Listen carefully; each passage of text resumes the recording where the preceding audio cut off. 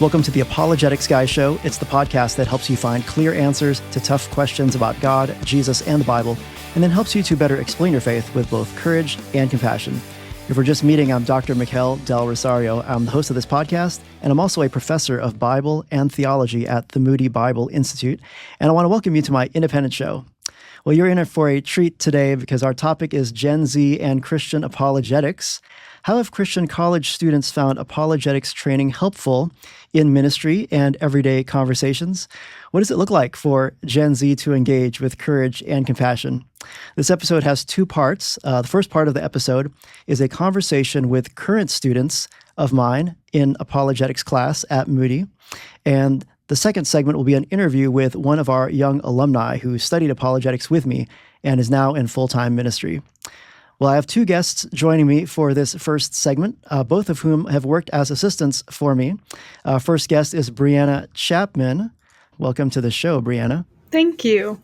Brianna is a senior and theology major at the Moody Bible Institute. And joining her is Corbin Bates. What's up? He is also a senior and a biblical preaching major at the Moody Bible Institute. Thanks for joining us. Thank you.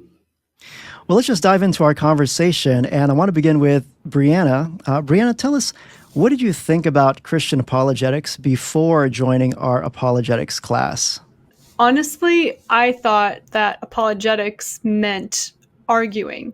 So I thought it meant approaching an atheist and giving them an argument for the existence of God, which I learned later is part of apologetics, but that's what I thought it was all about.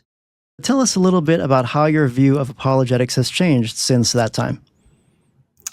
So during that time, I had some atheist friends, and when they would tell me why they didn't believe in God, I can't see him, so therefore he doesn't exist, I would jump in to correct their argument or their assumptions and say, no, you're wrong, actually. Let me show you this hour-long video by William Lane Craig on why you're wrong.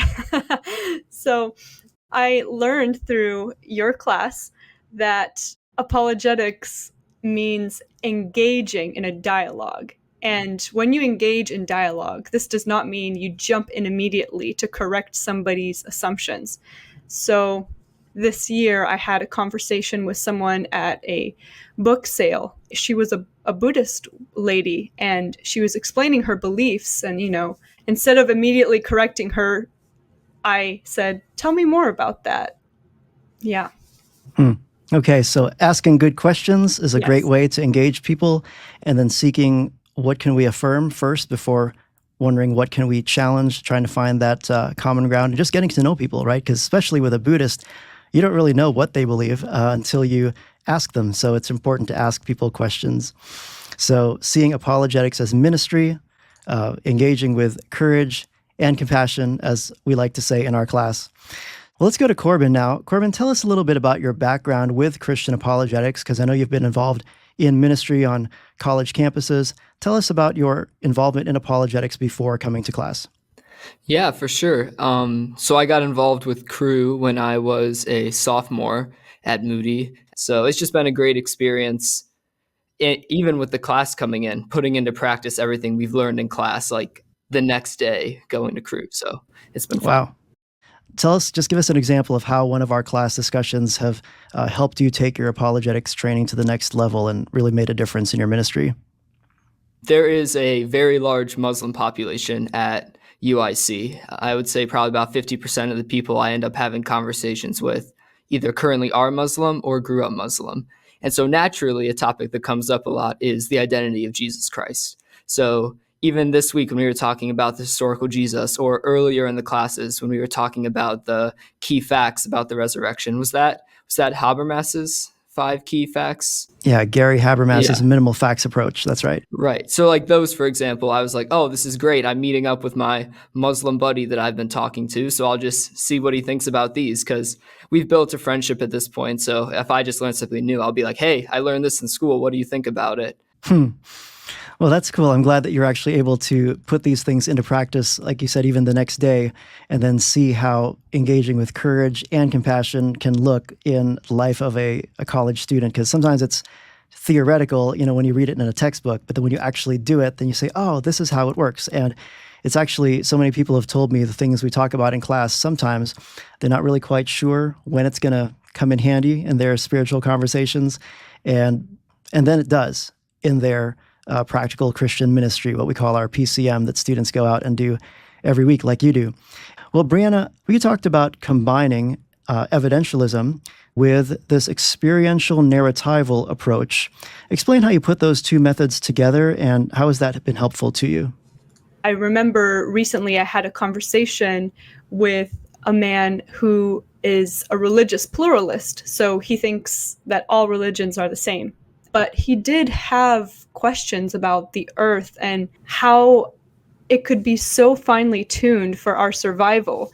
And I began to touch on the teleological argument, which talks about the smallest things that have been finely tuned for the existence of human beings.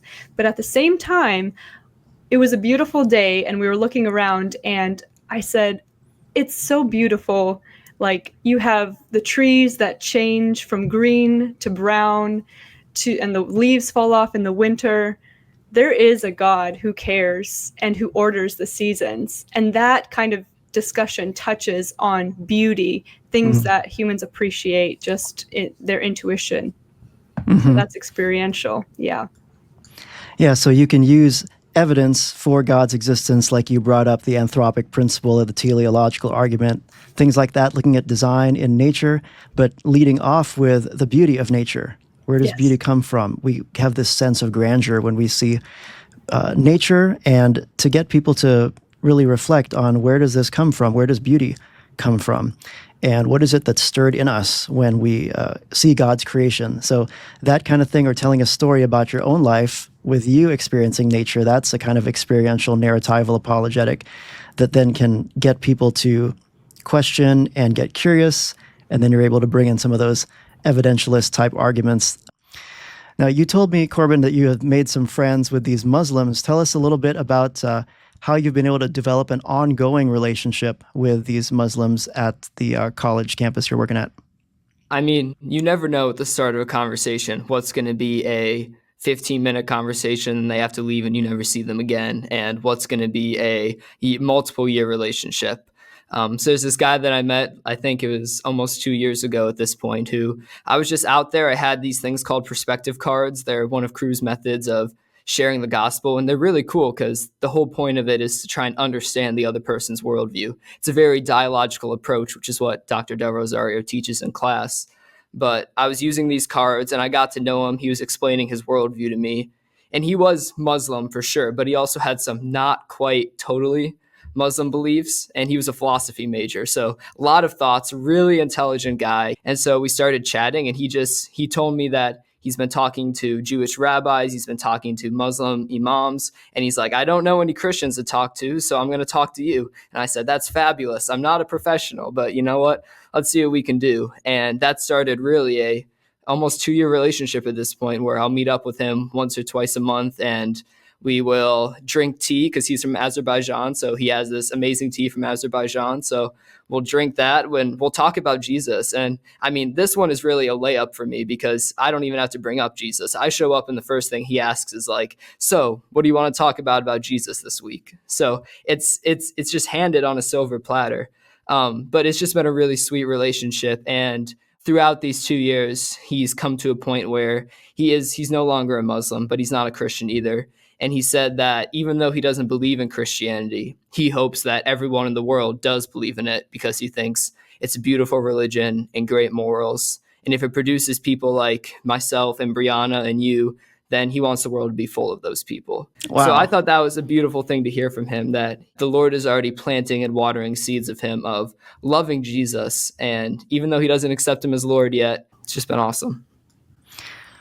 Well, that is really cool, seeing how you've been able to develop this long-term relationship with some of the Muslim students, and particularly this one guy who is really the one who's asking you about Jesus. How cool is that? And that he even wants people to become Christians because he's seen the effect that living a Christian life has on the person and on society as well. So this dialogical approach that you guys are both talking about is something that we really emphasize, of course, in the class. Number one, to ask good questions. And then two, to listen to understand people, not just in order to refute their theology or thinking about what you want to say next, but really to listen to understand them. And then three, to have the best character. Consider your character. What's the best way to represent Jesus and reflect God's heart in every encounter? So I have a question for both of you, which is this: what is your top takeaway from class so far? We'll start with Brianna. My top takeaway is the dialogical approach, which, just like you have said, means asking good questions and also listening. I think once you mentioned in class that we should give our thoughts when we're given space to do that, as opposed to interrupting someone and saying, "Oh, let me tell you what I think."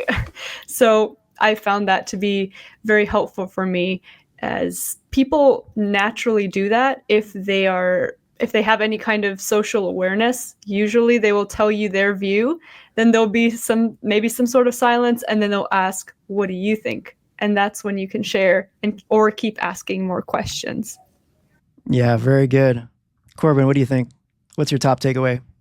This is something that was sort of in my heart coming into the class, but you've really solidified through your teaching, is how do we view what success in apologetics looks like?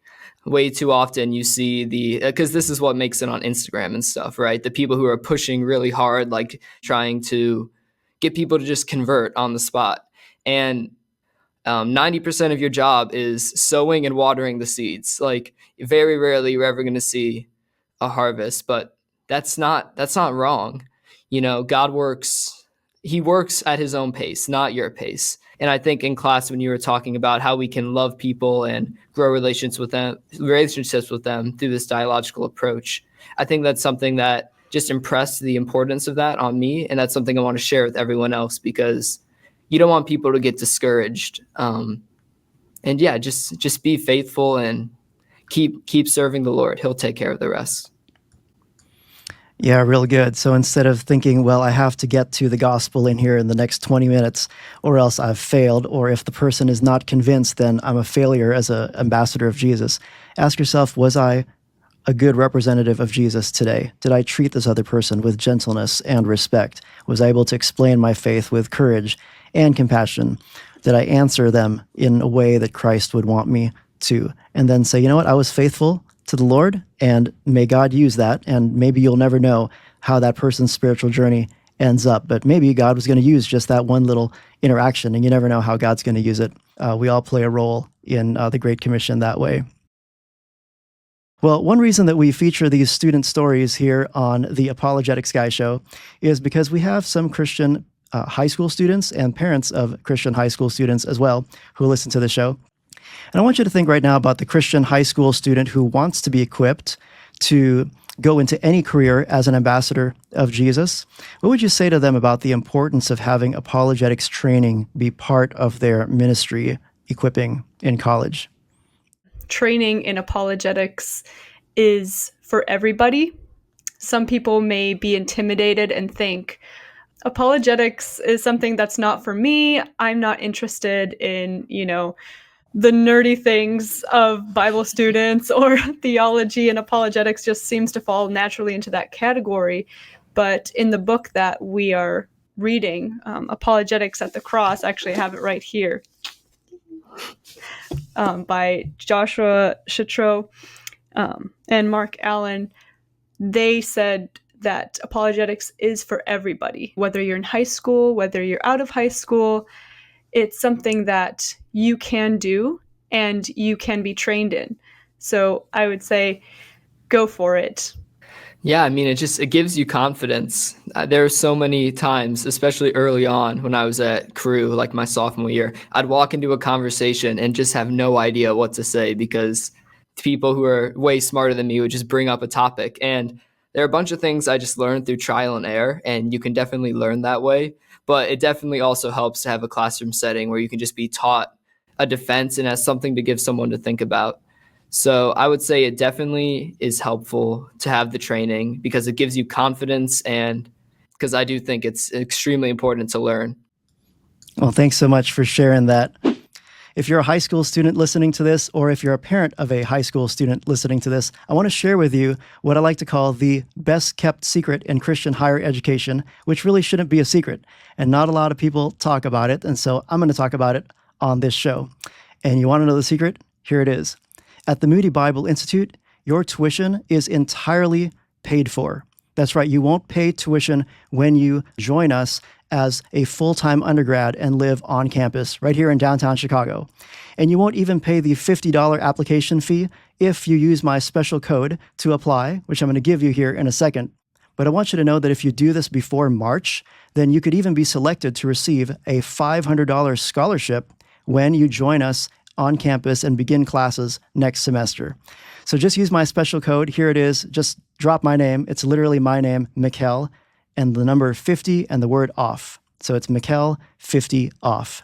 Mikel, the number 50 and the word off. I'll put that code in the show notes and drop it in the video description so that you can use that.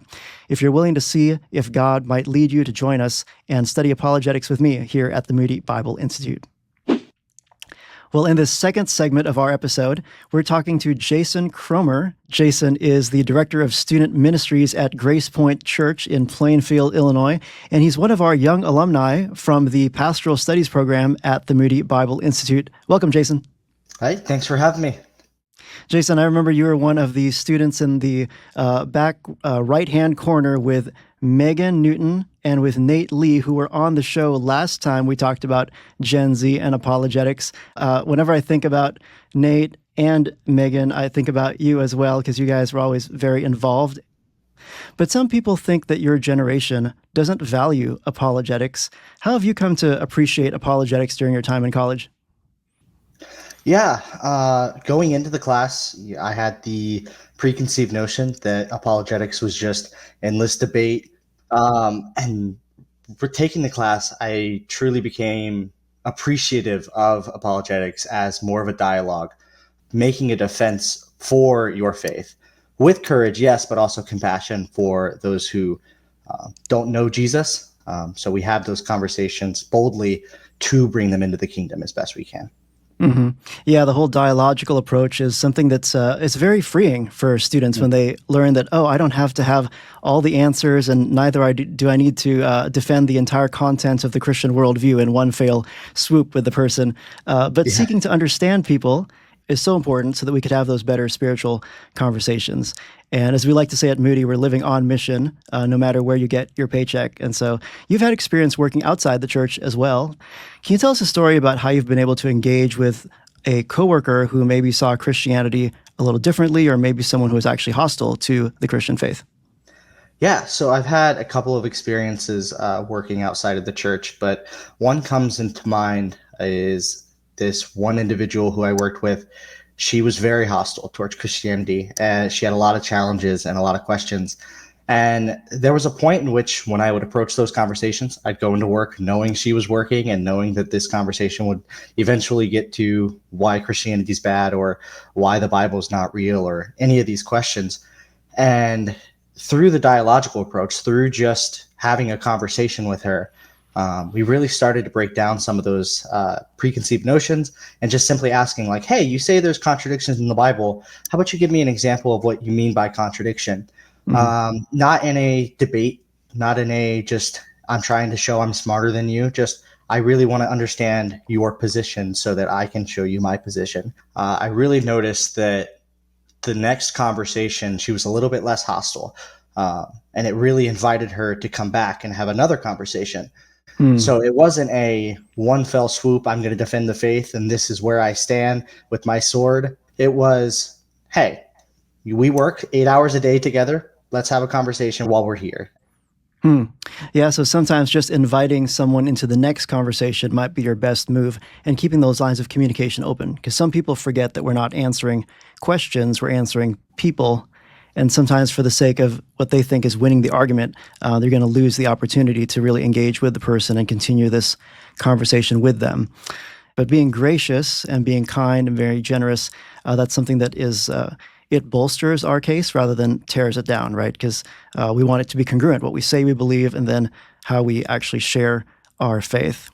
For some people, they're concerned about family members that they have, because a lot of Christians have these skeptical family members that they pray for, but they kind of dread getting into spiritual conversations with, because it sometimes ends in a debate kind of situation with some hurt feelings. How has your apologetics training helped you to navigate conversations with any relatives who see Christianity differently? Yeah, the biggest example that I can think of is a member of my family who I believe he has a PhD in philosophy. So he would come to me as soon as he found out I was going to Moody. He's like, all right, we're going to put the gloves on. We're going to work. And I was like, I was horrified. I was scared. And he would have these challenges for me, and I didn't quite have good answers to. And then taking apologetics, I started to learn the answers to a lot of these questions. So one of the big things he had against Christianity was there's all these different variants in the manuscripts. There's all these different differences. In one manuscript will say this, one will say that. 400,000 is the number he actually gave me. And I was like, I remember learning this in apologetics. Only like 1% of those differences actually do anything. And he's like, well, that's enough. And I was like, well, the 1% that does do anything doesn't change any doctrine, and no major doctrines are changed. And I soon found out that he has a lot of wrong ideas about the Bible and a lot of these incorrect teachings. And I wouldn't have known that had I not taken apologetics and learned the correct answers to these questions. So in your training, you've been able to find the question behind the question. Sometimes it's not only those 400,000 variants that bothered him. There was something else about what was fueling his reaction toward Christianity. What did you find out that was? Yeah, through the dialogical approach, like we talked about, I just started asking questions. And I would eventually find out that there's actually some hurt in his past about Christianity. But I came to realize that he has all these objections and challenges to Christianity because Christianity hurt him. So he wants to defend himself against Christianity. And he and I have great respect to each other because of the way I've responded. Mm-hmm. Yeah, for some people who have been hurt by the church, sometimes the best thing we can do right at the beginning is just treat people the way God wants us to treat them, so that they don't only see the negative of Christians who aren't obeying Christ's command to love your neighbor as yourself. And so we can be Christ to them. And that sometimes will be the thing to open up that conversation, because a lot of people are looking to see if Christianity is actually good first before they even bother to find out if it's true, before they care to ask if it's even true. So now you are in the church now doing your youth ministry. How have you seen the value of apologetics in your youth ministry? Gen Z, or Gen Alpha, as I minister to, they are very interested in apologetics. So a couple weeks ago, I was in a high school boys small group, and we're talking about how faith is not supposed to just impact you. Faith is supposed to have a chain reaction to those around you and benefit those around you. And one of the young men, he raised his hand. He goes, "It sounds like the good side of apologetics." And I was like, "Okay, man. Like, what do you mean by that?" He's like, "Well, nothing like debating constantly and just arguing, but showing the love of God, and that be your defense." And I was like, "Did you take Dr. Del Rosario for apologetics?" That's exactly what we talked about. So I thought that was super fascinating, and it's such a young mind to have that drive and have that goal. So there is apologetic value just to being a good neighbor, being a good citizen, showing love to people.